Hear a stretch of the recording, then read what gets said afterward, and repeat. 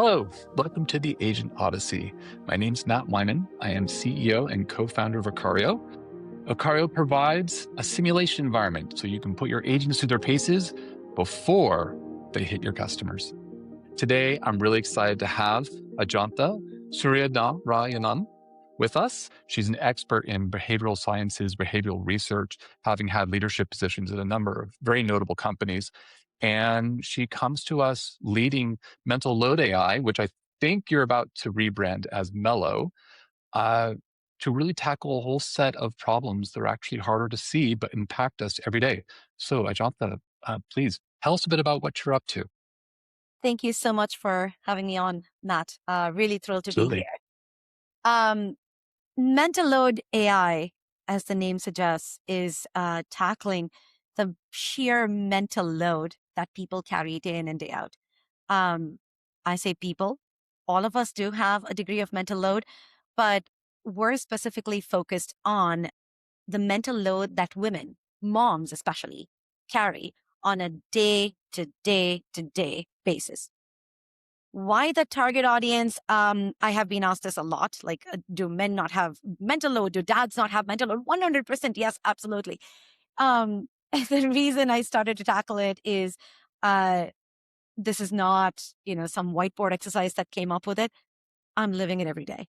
I am a mom. And as you said, behavioral researcher, product strategist leading large organizations for like 22 years.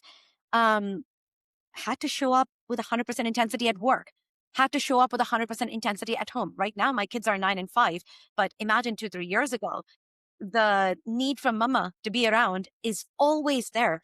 And the way in which my mind was running 20 different browser tabs inside my own brain, um, without the ability to close them down, in spite of having an amazing partner who's supportive, which is it's all shared between us, it was a lot.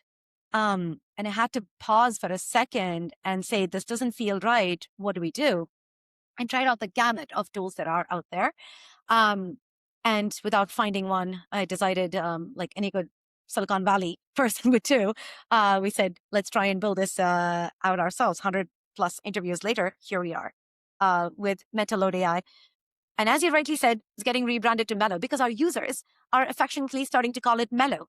Melo is short for mental load and gives them a feeling of being mellow. So that's I where love mental load came from. I love the fact that you're actually getting that wonderful feedback and you're able to pull all the way through into naming.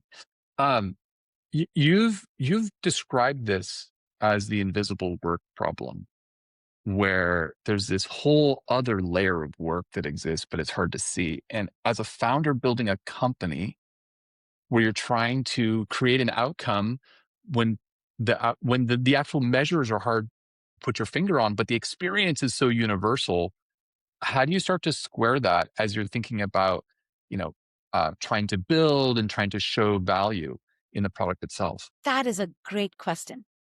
Uh, in a way, isn't it ironic that the solution is kind of manifesting itself in a manner of the problem?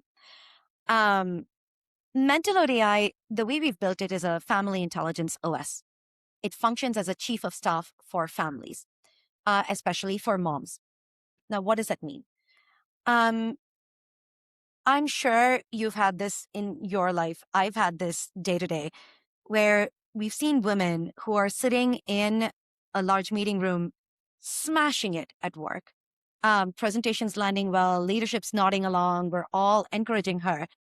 But then she's got, beneath the facade of what she's talking about, she's running a whole other meeting with her own self where Mm. she's talking about, did I give the right dosage of Tylenol to my kid this morning? Did I change the toothbrush heads out? Did I swap them out? I need to sign the permission slip by end of day today. Otherwise my kid doesn't get to go to the field trip. I need to buy mother-in-law's birthday gift. I need to check in on my parents' doctor appointment and how it went. I'm worried about my mom's knee. Um, there is all of this stuff that is constantly running at the back of our mind. And that is the invisible labor that we're trying to tackle. The problem is what we see and hear from other women, especially those with children under 18, because over 18, they're in college. You don't need to remind them to brush their teeth. You You hope. don't, I'm not there yet, so give me some hope. When you're handling younger children, it's a lot to tackle. Even women who have incredibly supportive partners, they've all been certain to call out that the partners are supportive. They come and ask, how can I support you? How can I help you? How can I alleviate this mental load for you? But the issue is that then drives them into making lists. The make me a list phenomenon is what we call it. Yeah. Mhm. Tell me what to do. Tell me how I can help you. Um, and what we're saying is that is a project management unto itself, project management effort to itself. Making a list, figuring out who is good at tackling that list. Laundry needs to get done. Who's going to see that laundry detergent is empty and it needs to be added to the monthly shopping list? Who is going to notice that the rain boots are becoming smaller? Not only do you need to order or buy a new pair of rain boots, you also need to donate the old ones because you're environmentally conscious. You can't just chuck it in the trash. All of that is the mental load. So when she is having to identify the right people, identify what they need to do, how they need to do it, so it's done to satisfaction, done the right way. It's all another project management effort. It's not necessarily alleviating her mental load.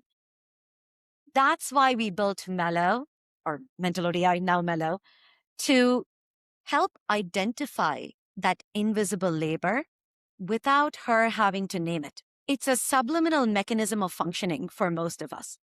Women know that school lunch needs to be packed. They will, when they're making lists, they will typically say school lunch needs to be packed. When a nanny steps in and says, okay, I'll pack school lunch, she packs the school lunch, tick the box. But then what is sometimes left undone is noticing that the goldfish crackers is low in quantity and it needs to be added to the grocery list. It's not just any goldfish cracker. It has to be that rainbow goldfish cracker, mind you. Um, that gets missed. That is the invisible labor. So when we're building a product for solving invisible labor, it becomes that much harder to even talk about it because that labor is invisible. It's the same challenge we as a society had a few years ago, where we said it's an external injury somebody has. You could put a band-aid or a plaster on it and you're fine. If it's a mental issue and a mental well-being concern, someone's feeling depressed, someone's feeling, down, we did not have the words to articulate what that was. And then societally, we had to decide that it is something we're going to name and then solve for. That's what we're doing here. We're going to name that invisible labor mental load. Much research has been done on this over the last few decades. It's in the past 5 to 8 years that it's really come up to the surface level of pop culture, so to speak. That's where all products get picked up from, tech products. It's surfaced up where we are now able to name it and say what it is. So building a product that is solving an issue that is hard to see makes it that much harder. Our marketing right now is focused not only on saying download Melo, use Melo. It's more on saying give yourself credit. Mamas out there, give yourself credit. You're doing way more than you're meant to carry. So recognize that. Recognition is the first step in finding a solution. So if you go into our Facebook page or our Instagram page, you'll see that what we're talking about is calling out what moms are carrying. From there, we'll then go into how they can use their village, their partners, their nannies, their parents, whoever is around to help, using that village, how they can offload and how Melo supports them without them becoming the household project manager. The family intelligence OS is an amazing term, pulling it all together. But it strikes me through that you're also talking about the existing tooling that people might turn to, the various productivity apps and whatnot, not working because you already have to know what to put into them, which is its own work to itself. But if in this case, though, if you were like the mom's running this household, she has all these experiences, she's maybe even tried using some of these tools. I know in my family, we used sticky notes all over. I'm sure you've seen all sorts of variations of that. Uh, After you've seen that fail, it doesn't necessarily mean that you know what to turn towards. And I think that's a really interesting part of what you're describing in the naming. And so, how are you making inroads into the visibility? Because you have to be discoverable. No matter how perfect the solution is, if people don't even know to turn towards you, Absolutely. then they don't know that there's even an opportunity to resolve this experience they're having. So, how have you thought about making that visible, and how have you thought about shaping the product to make it really clear what you're actually delivering in terms of value, given that it is in so many respects, hard to see? That is a fantastic question. I'll just put this out there. As your listeners are listening to this, if they have ideas of how we can position that, hello at mentalloadai.com. Just email us, tell us what you think. I'm all yours. But Matt, you're absolutely right. This is a problem that is, for most people, hard to name. So finding a solution, how are they even going to go find a solution for it? We have built this as a family intelligence OS. But can you imagine an average person, anybody that you or I might know, our friends, going and searching for, I would like a family intelligence OS? No, nope, absolutely nobody does that. So we are building it to function as a family intelligence OS. It functions as a chief of staff for the family. Um, but nailing that positioning is a work in progress, and I'll be the first to admit that. Why is that? To your point, you know, the problem is not that women are disorganized. The problem is that they are uber organized. And that's how the family is running, right? You just said your family uses a whole bunch of Post-it notes. So does mine. We use Post-it notes. I wish you could see my office right now. It's covered in Post-it notes. Post-it notes, sheets of paper scribbled on, brain dumps everywhere. We've got some women have told me they've got whiteboards that are in a visible place. Some are using printed out calendars pinned up to the fridge. So everybody knows which kid is in which activity on which day and who's taking them. Can you imagine having 4 or 5 different tools to run a household, and one person, mom, is holding everything together? That is putting an unfair amount on her. And the patchwork solution is holding up. It's holding up for the family, but it's not holding up for her brain. Her brain is on overdrive. She is, overwhelmed without recognizing that she is overwhelmed. Find any mom that a friend of yours that you know and ask her, when was the last time she took time for herself that did not involve doom scrolling at 11 p.m.? The answer will be very rare, because moms don't take that time for themselves because they are in this patchwork mechanism of coordinating everything for everyone. So here's why Melo as a solution is what we've built, what we're proposing is going to solve that issue. You have a brain dump, a thought. You're walking down the street, and she sees this poster for a really cool balloon animal workshop, and she thinks, "Hey, my 6-year-old would love to have that for her birthday party, but birthday party is 2 months away." So she's going to take a picture of it, probably WhatsApp it to herself, probably email it to herself, probably register it in her mind. But then 2 months is a long time in the life of a mom's brain. She's going to forget about it. What if she could take a picture of that, just share it to Melo, and it's able to process it and hold it for her? Down the line, when it's time for her to plan the birthday party, she opens the app up and just says, "Hey, Melo, my 6-year-old's party is coming up. I'd like some ideas." Melo is able to go search in her profile and say, "Hey, this balloon animal workshop is something you thought she might enjoy. So how about that? How about we consider that a balloon animal theme for the party?" And then go from there. Let's plan it step by step. So it not only walks her step by step through it, it's also able to suggest to her, why don't we involve your husband or partner or whoever in this process? While you take care of the theme, they can take care of the decorations and the food ordering. Then you figure out what your daughter's present is going to be. They will take care of invitation list. So it's able to see the problem holistically, take this patchwork system of Post-it notes, of whiteboard scribbles, of notes in the brain stored somewhere, bring it all to the fore in one place, recognize how much she's doing, how much she's carrying, and then distribute it to her village without her having to do any of it. And not only that, it takes the task of birthday planning, party planning down into what we are cutely calling tasklets, and says, here is what you need to do for the invitations. And then when you open that, it's going to give you task details, which says, figure out which kids your friend wants to invite, make sure that all the kids get along, um, see if you want to invite one or two parents with it, etc. And then the next tasklet would be ordering food, check for allergies. Here is a suggestion I make. Keep it simple or keep it complex. If it's simple, I'll just add it to your weekly grocery list so you can just buy the extra strawberries. Imagine if that is done for her, instead of her having to write list after list, have post-it note after post-it note, have whiteboard after whiteboard, all of which tend to get missed. It's all in one place.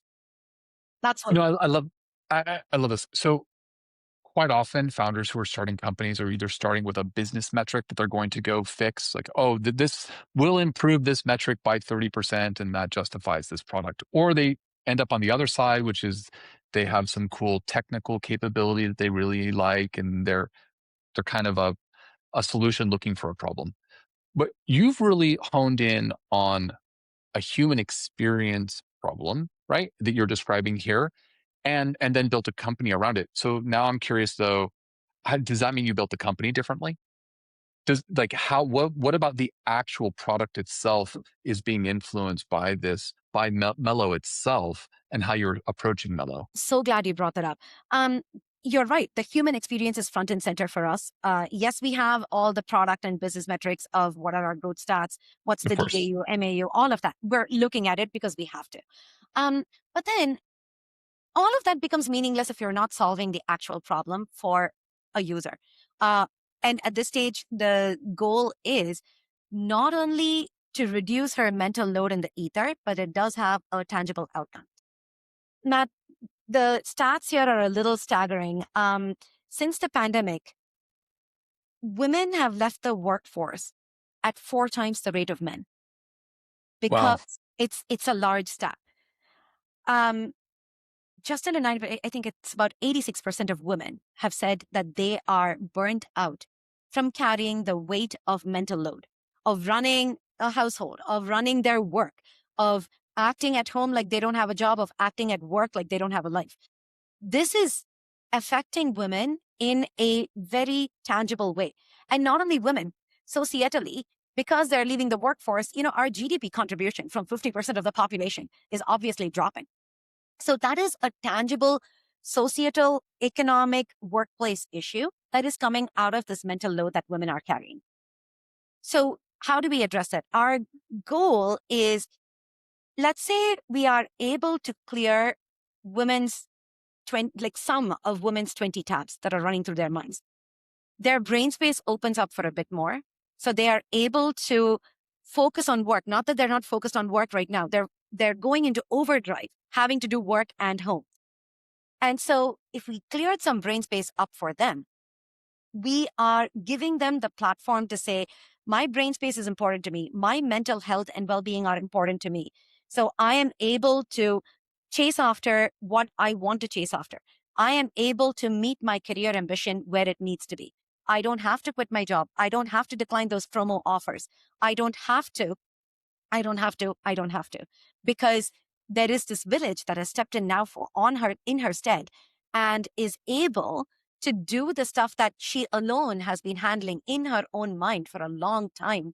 And they're able to take that mental load away from her and give her a bit of a reprieve. So there is a tangible outcome that we're chasing after, which is enabling women to pursue whatever it is that they want to pursue, whether it's a career ambition, whether it's self-care, whether it's something else. She needs to pursue what is right for her, not just what she needs to do for the family. She needs to recognize herself as an individual. So that is the human experience that we want to deliver to people. Can that be metricified, if that's a word? Yeah, we'll figure out ways to do it. Yeah, but I also think that it's not necessarily the only way to approach the problem. I don't think that the additional time created necessarily should be or needs to be applied to work. Right? People overloaded um, throughout their lives, as you said, feel negative impact, whether it's in the family space, connection with their partners and children, Mhm. ability to go, as you said, look for new roles. So, I mean, at the core of this, obviously, you're using AI. like clearly using AI at the core. Um, are you noticing that as people engage, as women engage with Melo, that there's some reticence around how Melo's making these decisions, whether it's pulling back the balloon animals or pulling back the origami animals? Like, is there worry at that level? What's the experience there? What we're finding is so interesting because once women are in the app, they are not using it to manage tasks or just do little things. They're using it as a thought partner. Hey, Melo, what Mm, should I do? Or how should I think about this? So it's becoming a thought partner and truly getting into that chief of staff arena. And I'm so personally so happy to see that because we've seen that study from Harvard. Women are 25% less likely than men to adopt AI, but we're seeing in this case that women are willingly coming in and sharing what they need to share in order to uh, pull or extract the utility value from Melo as they need to, using it as a thought partner. But in general, where we see reticence is understanding that how Melo, driven by AI, is working. The reticence is coming from women or even some men I've spoken to wondering, AI will now know about my family. AI yeah. is dangerous. AI is going to take jobs away. Is it going to take my job away as a person who's running the household? AI does not have enough security. Like all these questions that are about AI in general are swirling through their minds and they're not wrong about it. But what I would say is maybe the way in which we're thinking about AI coming into our lives, AI helping us run our lives, needs a bit of a different framing. And what I often say is don't fear it, embrace it because it's a tool. It's a tool. We've embraced various kinds of tools, various kinds of technical tools that have come our way. Um, in the beginning, we're all going to be a little unsure about what the value is, how we're going to use it. You remember when we first started interacting with LLMs, when ChatGPT was still, an open source thing, we were all using it as an extension of Google, weren't we? What's the weather today? Should I carry a sweater? Such basic stuff. And then today, Claude Code is pretty much building products. Um, we've evolved as we use it. So similar to general AI usage and our evolution of using it in the way in which we want it, we will evolve even with Mela, where people start to get more and more comfortable with it. We see reticence when they come in. They're like, can I get a meal plan? And then they leave it at that. Week 2, they come in, get me a meal plan. I'm not going to spend any more than 20 minutes on it. And oh, by the way, make it just one pot. All of this conversational understanding is making them much more comfortable with it. Week 3, they're talking about my child needs to take a project to school for her spring show and tell. What do I take? And Mello and this person are going back and forth. So as we look at the usage expansion happening, the usage comfort happening, we see that in the 2 to 3 week spot, people are able to make that conversion to say, I am afraid of this. I'm reticent to try it out, to I am comfortable with this. I know how this is working and expanding the value they themselves are getting out of it. And what we're also able to show at that point is Menno functions like any person, any personal assistant you might hire. The biggest thing I talk about is the EQ engine, our emotional quotient. My background in behavioral sciences, plus we have an actual couples therapist consulting with us on this. And we've built an EQ engine together because the product is not customized, it is hyper personalized. So, Matt, the way the Mm, product is for you will not be the same way it looks for me because my Mellow functions based on my EQ, my family's EQ. Your Mellow functions based on your EQ, your family's EQ. So, it adapts to each family, to what they want out of it, to what their psychometric calibration is, to how they want to do it, run their household. And so, this adaptation um, is what is lowering people's concerns or reservations, and it's removing that barrier for them to come in. And something else that we've been working towards is improving relationships. How Mellow positively impacts couples' relationships as well.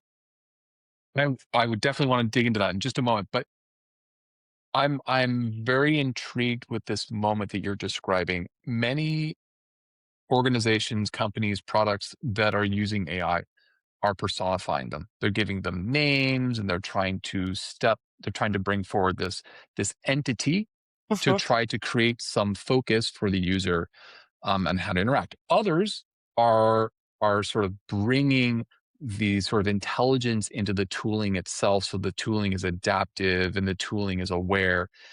And then, of course, we have on top of that all these new edges for interaction. We've seen the rise of the chatbot, like that. It went from being the annoying thing that's sitting on the website to something you actually want to sit and have a conversation with. Uh, we've also seen voice and video and other mechanisms show up. You have a lot of experience and depth on user interaction, research, behavior, et cetera. And I'm curious how you're thinking about, and not necessarily where you are today, but where you're going so far, as you know, with Melo, as you're seeing it go forward. How are you thinking about the user experience at that level to tackle things like reticence, to tackle onboarding, and to make it a part of a person's daily lives? I love that. Like I said, this is a tool that we're providing to people in order to adjust reduce their mental load. What we're seeing is the more people talk to Melo, the more comfortable they get. And that's because Melo is constantly uh, assessing how you're feeling, what you like, what you don't like, and it's storing it in your profile. So it knows how to speak to you. We have talked about what you said, giving their tool a personality, a persona. We have talked about that. We haven't built it. I don't think we're ready for that yet. We have talked about could I come back from a rough day at work and say, I just want to talk to my mom. How did she handle a tough work challenge while raising us as kids? And just have that conversation. Um, to get to that point, we don't feel ready yet because market readiness is a very important signal. Apple TV was introduced in the early noughts. There was no market readiness, so it had to be pulled out from market. Millions invested, millions lost. And then when they came back in the early tens, that's when the market readiness was there. That's when it picked up. Same product, same principles, but just it's the mental model of users that mattered. Same way, the mental model of users, the way we're looking at it from Melo today is sticky notes, calendars, whiteboards, stuff in my own brain. We are looking to take it step by step so that we can say, bring all of that into one place. Let's combine that. That's step one. Step two, allow us to reference all these different sources so that you don't have to be the one keeping track of where everything is at all times. So that's step two. Step three is the degree of comfort, where they're able to come over and say, I'm exhausted. I love my kids, but I can't make another meal, 4 different meals for the four people in the household. Like that degree of comfort, that degree of vulnerability takes some exposure to the product for you to be able to come and say it rather than saying, give me a meal plan. So step four then becomes, okay, how do you extend that comfort? And are you then able to say, is this man able, my wife's birthday is coming up, and she and I met by the Bay Bridge, this restaurant in San Francisco. And so I want something that commemorates that. That's a very personal detail he's putting in there. That's the degree of comfort we want to get to, where they're using it as a thought partner and able to share some tidbits of their life so it can function as a chief of staff. So we're taking it step by step before giving a name to that character, before avataring it, before giving it a whole personality. We do have a personality for Melo, which is your and a point of comfort for the family, for the individuals. You are a companion, you are a compassionate person. So with all of those, Melo is able to function today, being what the user needs today. As we go along, we could always expand how it functions with Of them, course. how it resumes. I just think I mean, it's phenomenal. And I love the steps. This notion, it feels like a double-edged sword.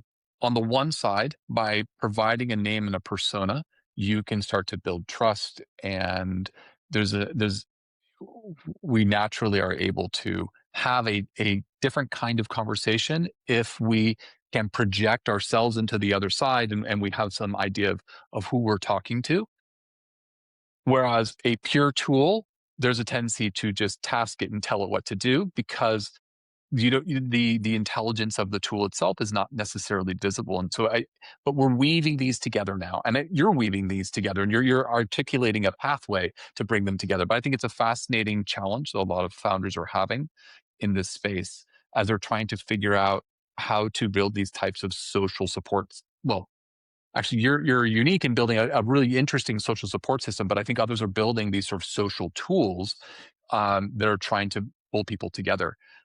As you're thinking about the workforce and how people use this tool, how women use this tool to, I was going to say automate, but they're not really automating, but to help improve and create space in the family environment.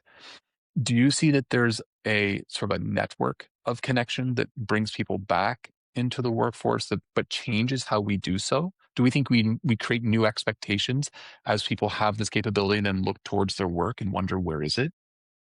Um, in in terms of the workforce, you mean the support system at home, their family system, or the workforce as in work?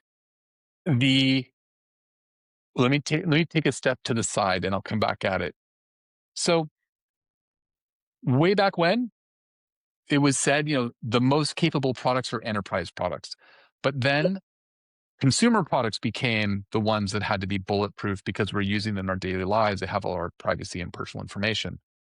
Now we start to think about changing mental load in the family space. We start thinking differently about how we interact in this family space where we have so many balls that are being juggled at the same time. We can't drop them and we need help with them. We need creativity. I can imagine once I've experienced that, I'm going to turn and look at my workspace and say, oh, come on. Yes, Where's my help? yes. And then do I drag Melo with me? Or does Melo stay in one domain and then have connections to other items in other domains? Do we end up with a network of this in the various workplaces and workforces? Absolutely. That's a fantastic way to articulate it. Um, the answer is both. That's a TLDR, but I'll explain why.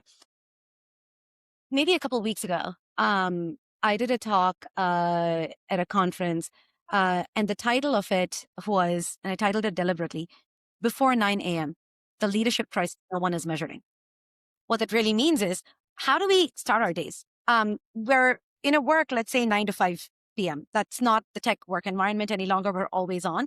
But if we said 9 a.m. to 5 p.m., these moms' lives start way earlier. Early morning, 5:30 a.m. call with a global team, because that's when they can get it done before the kids are up. Then get the kids up, dress them, get them ready for school, pack lunch, get breakfast. Of course, the little one doesn't want to have cereal. They want waffles when you've made cereal. Fine. You're running a decision tree in your mind. How much time am I going to spend fighting this compared to how much time am I going to spend just making the waffles? So that's a point of decision. And then you drop them off at school and she feels guilty because other moms or other parents, dads are volunteering. And this person, she cannot because she's got this big presentation due. She cannot take time off. She commutes to work, does everything right. She delivers her best self. Everyone's, everyone's able to observe how much has gone into her work. And then she has to leave work at 4:30 or 5 p.m. to rush back to school, pick the kids up, take them for soccer practice, bring them back home, make dinner, again, have this, oh, broccoli is yucky argument for the 17th time just that week, and then prep them for bed, and then log back in at 10 p.m. That is the Small like, day, sure. Nothing going on. no, nothing, just, easy peasy. Um, so why do I say this? Why do I bring this up? Before 9 a.m., women have carried the weight of an entire household on their shoulders. That should be exhausting enough for an entire day's work. But no, that's only their first shift. Their second shift is going into the office and smashing things at work. And then their third shift is coming back home and doing everything that the family needs. 3 shifts on one person, the math isn't mathing there. That just doesn't Yeah. work. And Yeah. so Can you imagine if, you know how companies are today offering Calm or Headspace as an employee wellness benefit? Can you imagine the likes of Google, Meta, Visa, my former, alma maters, my former companies, offering these things as an employee benefit so that Hmm. women are able to say, I have this, I can do this, I can delegate where I need to. Melo is enabling me to anticipate what I tend to anticipate in my own head, but Melo is here to support me. Then Melo can delegate it to my partner if he's free, my nanny if she's free, my parents if they are free, or an older kid. Can you imagine a 14-year-old being told they need to do their laundry and Melo becomes the nag? It's orchestrating it, and mom Which is actually might work better because of separation. Yep. because of the separation. Exactly. And Mello might be able to go tell the teenager, don't be cap about this, bruh. Let's just get it done. Something mom can't say. And to your point earlier, might be able to automate it. If when we get to the point of agentic autonomous execution, that's the direction in which we want to go. We want to take Mello, where if I say I want to order party supplies for my child's birthday, Mello is able to connect to your account, Amazon account or whatever, order it, have it delivered to you 2 days before the party. So you're saving that additional load that you need to carry. So if employers are able to support their employees with this as an employment benefit, then yes, we're absolutely able to take it with us to work from a different look. It's from a different lens. I love that. So, I, so then what's the human skill that people need to go figure out so they can be ready for this new world where we have these kinds of tools available to us that are helping us with mental load? Like, where do you think people need to really focus? People need to shed fear. I think it's Hmm. the fear of the unknown that's driving a lot of the conversation, a lot of the rhetoric in the market about AI usage, about the tools that are built upon AI.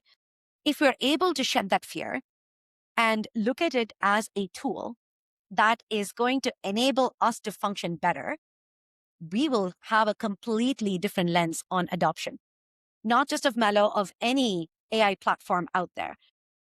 I think what's driving a lot of us is some of the use cases we're hearing about where Melo is being, I'm sorry, not Melo, where LLMs, AI tools in More generally. generally are being used for legal advice, are being used for as a therapist. There are platforms that are specifically training their AI to be a therapist. That's different. Platforms specifically training their AI to guide you in the right legal path. That's different. But going to a generic LLM and asking specialized questions, that's what is causing fear for people. And I'd say be specific about what the tool is meant for. Consider it a tool, understand what it's meant for, and explore. Once you start to explore, you understand what it is able to give to you, and you're able to derive the right value that the individual needs. Don't be afraid. Don't be afraid. Explore. Learn. Love it. Love it. So, So important, right? Not just in with AI, but across just generally across these new areas. Because I think the social fabric's changing because we're able to bring in tools like this where we are able to operate differently and behave differently. So thank absolutely. thank you, Ajantha. Wonderful conversation today. Love what you're building. Thank you so much, Matt. I really appreciate this conversation, and I hope more of us are able to shed our mental load. Absolutely.